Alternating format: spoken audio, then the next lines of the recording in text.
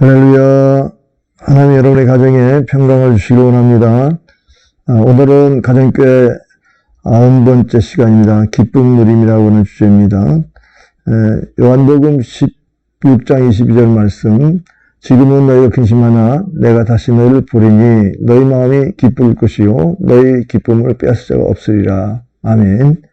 누구를 막론하고 다른 사람은 어떻게 된 말든 자기만 한평생 사는 동안 근심이나 걱정이 없이 늘 기쁘고 행복한 삶을 살기를 원합니다.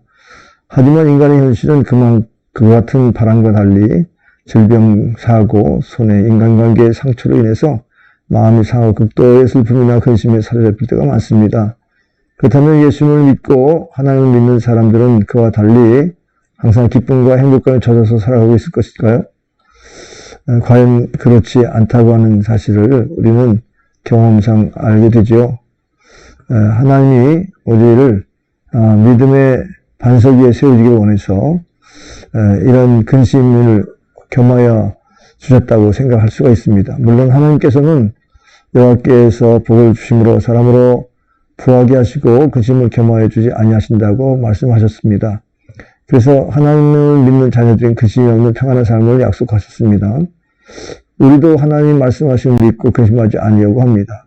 그럼에도 불구하고 예수님을 믿고 교회를 다니는 사람들 가운데서도 불신자와 크게 다를 바가 없는 근심과 염려 속에 사는 사람들이 우리 주변에 많은 것은 몇 때문일까요? 그렇기 때문에 교회를 다니는 사람이 어려움을 당하게 되면 하나님 앞에 무슨 잘못을 저질렀을까? 또 믿음이 부족해서 하나님께서 그런 벌을 내리셨을까? 하는 생각을 하기 쉽습니다. 그러나 성경을 자세히 살펴보면 세상은 천국이 아니기 때문에 아무리 믿음이 좋은 사람일지라도 육신을 가지고 세상을 살아가는 동안에 어느 시대, 어느 나라, 어느 사람을 막론하고 한평생 살아가는 동안 근심이나 걱정이 전혀 없이 살 수 없음을 알 수 있습니다. 예수님도 제자들이 근심하는 것을 알고 계셨습니다. 예수님이 제자들을 향해 하신 말씀을 자세히 살펴봅시다. 예수님은 제자들의 근심을 알고 계셨습니다. 제자들의 근심은 고독에 대한 두려움, 미래에 대한 근심이었습니다. 예수님이 떠나가시면 자기들만 남고 어떻게 해야 하는지도 모르고 어디로 가야 할지도 모르고 혹시 뿔뿔이 흩어져야 하는지 등 여러 가지 근심이 많았습니다. 예수님이 이 마음을 알고 계셨습니다. 그리고 제자들에게 대안을 제시해 주셨습니다. 예수님은 우리의 고민도 알고 계십니다. 우리의 근심도 알고 계십니다. 그러나 근심하지 않기를 원하십니다.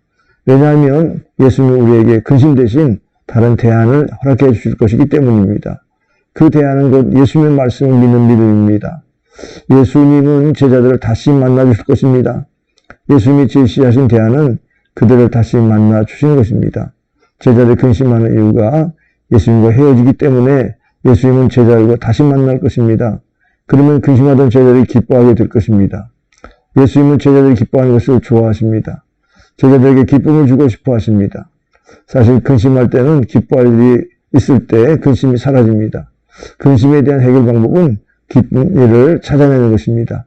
예수님이 제자들을 만나시고 기쁨을 주십니다. 우리들에게도 마찬가지입니다. 우리들의 근심을 알고 계시는 예수님이 근심의 이유를 해결하는 기쁨을 주십니다. 그 중에서 가장 큰 것은 예수님이 우리를 만나 주시는 것입니다. 예수님이 주시는 기쁨을 아무도 빼앗을 자가 없을 것입니다. 예수님은 당신이 주신 기쁨을 누가 빼앗가지 않도록 철저히 막아주십니다. 예수님이 당신의 기쁨이 우리에게 머물도록 우리를 지키십니다. 예수님이 주시는 기쁨은 가장 강한 기쁨입니다. 그리고 가장 큰 은혜입니다. 예수님의 능력이 세상에서 가장 큽니다. 그러므로 예수님이 주시는 것을 빼앗을 존재가 세상에 없습니다. 우리는 이처럼 가장 강력한 은혜와 기쁨을 주님으로부터 받았습니다. 그런데 우리는 그 기쁨을 빼앗기는 것처럼 착각하고 있습니다. 그야말로 착각일 뿐이죠. 사실이 아닙니다. 우리는 착각을 믿어지는 이런 경향이 많습니다. 착각을 믿지 말고 예수님이 하신 말씀 사실만 믿으면 됩니다. 왜 예수님께서 제자들을 근심에서 벗어나 기쁨을 주시고 그 기쁨을 빼앗을 자가 없다고 하셨을까요? 그것은 제자들로 하여금 예수님의 일을 계승하게 하기 위함입니다. 예수님이 하셨던 일, 곧 영생의 사역을 제자들도 해야 하기 때문입니다. 제자들이 근심으로부터 벗어나고 기쁨으로 충만해야 예수님의 일을 더 잘할 수 있기 때문입니다. 우리에게도 마찬가지입니다. 근심이 많으면 마땅히 할 일도 잘 되지 않습니다. 그러나 즐겁고 기쁘면 싫은 일도 금방 할 수 있습니다. 예수님이 맡기신 일, 교회 사역들, 선한 일일수록 더욱 그렇습니다. 근심이 사라지고 예수님이 주시는 기쁨으로 충만해져서 그 충만한 기쁨으로 인하여서 예수님의 일이 우리를 통해서 널리 전파되고 예수님의 기쁨이 늘 지속되기를 주님의 이름으로 축복합니다. 시편 16편 11절 말씀, 주께서 생명의 길을 내게 보이시리니 주의 앞에는 충만한 기쁨이 있고 주의 오른쪽에는 영원한 즐거움이 있나이다. 아멘. 잠시 기도하겠습니다. 아버지 하나님, 우리에게 기쁨을 주시기를 원하셔서 참으로 기도하라고 말씀하시고 이전에 없었던 참 기쁨을 우리에게 주신다고 약속하시니 감사합니다. 부활의 주님께서 제자들에게 찾아오셔서 그들의 근심 걱정을 하나님의 평안으로 바꿔주시고 참 기쁨을 허락하신 하나님 감사합니다. 우리도 부활의 주님을 예배하며 또 찬양하면서 기쁨을 회복하기를 원합니다.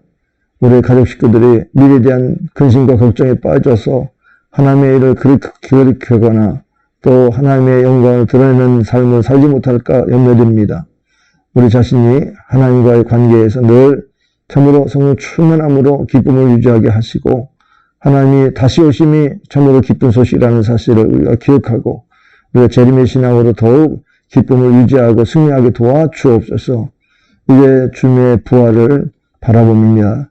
부활의 영광을 바라보면서 참으로 죄와 사망의 근심 걱정을 다 물리치신 부활의 주님을 주로 모시고 우리가 주님 앞에 더 기쁨으로 나아갈 수 있도록 인도하여 주옵소서.